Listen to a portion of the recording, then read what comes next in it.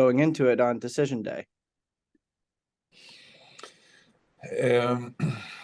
Yeah, it's a different scenario. I've never been in the same situation before, and I don't think that I've never seen a league like that when so many teams still have the chance, the potential to win a league. Like, I mean, we can finish fourth or 11, but we still are in the race, and we still have the chance to win the NWSL, and that's fun, of course. So right now we need to do everything we can to win the next game, and hopefully, if we do that, we can have some luck with other results and be in the playoff. And we'll open it up to questions. If you have a question for Kim, use the raise your hand function. That was very fast between Taylor and Steph, but I think Taylor won just by a hair. So Taylor, go ahead. Hey, Coach. Thanks for chatting with us this morning. If you could just kind of talk a little bit about how the squad has looked, kind of at practice coming off of the last match, and what has been your primary focus of what you took away from the last game? I think the last 2-3 weeks actually have been really good in training. We talked about it before. I think we had a little bit of luck against Houston and especially Chicago, but I think we showed that how good we are against Orlando and the whole game actually, but especially in the second half. It was the first time this team changed a 2-0 to a 3-2 win. So that, of course, is important. It gives the team energy. We still have something to fight for. Of course, it's fun when you have a long away game to San Diego. So we have been good focus, good energy. And then if you could update us on the overall health of the squad. I know that Jay was questionable last week, and then I did see that Wang made it back into training, and then you've got a couple of others. Yes, so Wang is back after being away in a month or something like that with China in the Asian Cup. Howell is back in training full. Then we will see for how many minutes. The same thing with Ari Borges. She's back in training as well, so she's with us here in San Diego. So the player that is out is actually just Jordan and Jordan, Bloomer and Baggett. All of the others, if I don't miss anyone, is back now. Okay, thank you. Steph, go ahead. Thanks. Good morning, Coach. Looking ahead to the game, the Wave, not really a team known for pressing super high, center backs, difficult to draw out. Just wondering, obviously you can't give away everything, but what the discussion is, particularly with players like Sab DeMello and Tembi, about trying to open them up and help create some space in behind or something like that. Yeah, I mean, since I came, we have played against San Diego 3 times, and they have been a little bit different for us because we are used to be really high pressing and try to play with a lot of energy. They do it a little difficult for us because where they use their goalkeepers so much that gives them another number in the build-up. So when you play against San Diego, you need to be, let's say, more smart in some situations. You can't just jump away if that's not a trigger. If it makes sense. So I'm not surprised if I'm looking back at our 3 games we have played. We actually, like, knocking wood, there have been clean sheets for us in all 3 games. And so it's 0-0, 1-0 for us and 0-0 again. And I can see that it's going to be something similar. I don't expect a 4-4 game or something like that. So a little bit more close games. You need to take care of every like small details about set pieces, things like that's going to be really important. And just to follow up, you did mention the Wave goalkeeper with Kaylin Sheridan. Obviously, yes, she is a player who's known for her ability to scan and distribute and, set the ball in range, in motion. Again, without giving away, too much, what's the discussion there about trying to limit their ability to play out through her?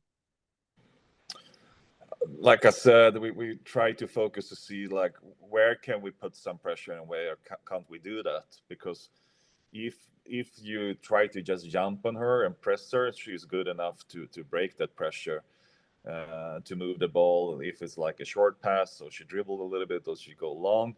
it doesn't matter so much. So we need to be smart there.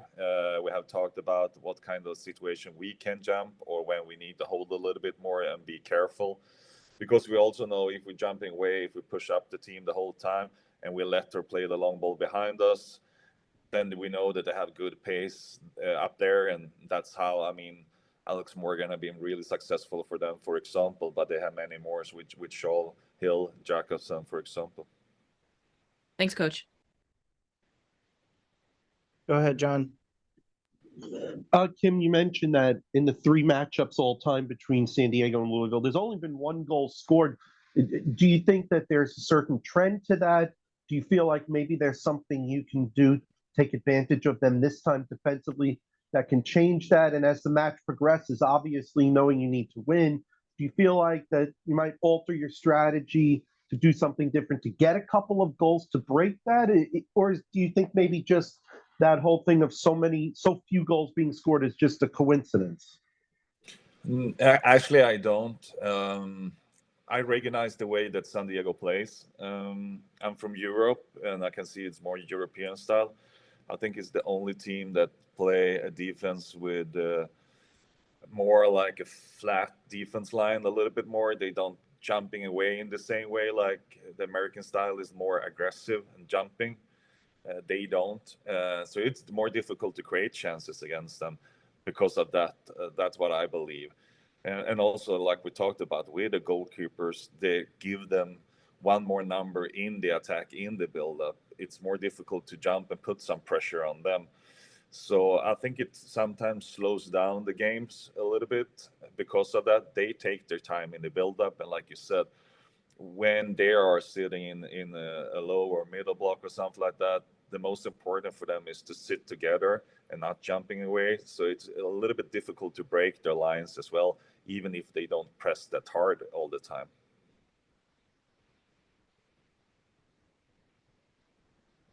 Any other questions for Kim?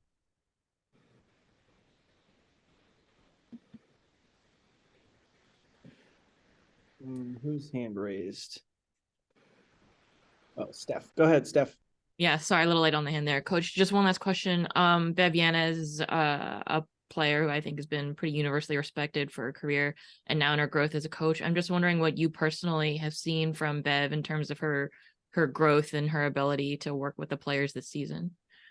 I mean, she's great. I've been really easy to work with her. We felt after my first year, the last year, that we needed someone that were here the whole time. And was closer to the players, was working with the details, someone that, if possible, if we could find a women, to be honest, that it's easier for them to be a little bit closer with locker room and things like that as well. And I think we found one of the best. She has been great, and the players love her, and she works hard, close to the players. And for me as a head coach, that's really great because that gives me a little bit more time to take a step back. For me, it's not then necessary to stay in the middle the whole time. I can have a little bit more distance to the group, and she's been great, I would say. Yeah. Has there been any example of Bev, because she has so many years of experience, specifically in NWSL, where she pointed something out and was able to give more context to a situation that was helpful? I think for the players, like more specific, the small details, I mean, we have me included and other coaches that we have watched many games. I mean, I have been head coach for 18 years, for example, right now. So we have seen many different scenarios. Of course, she's helpful in the game as well. But I think like the small details to really help the player to know how she was thinking, like when she played just a few years ago, for example.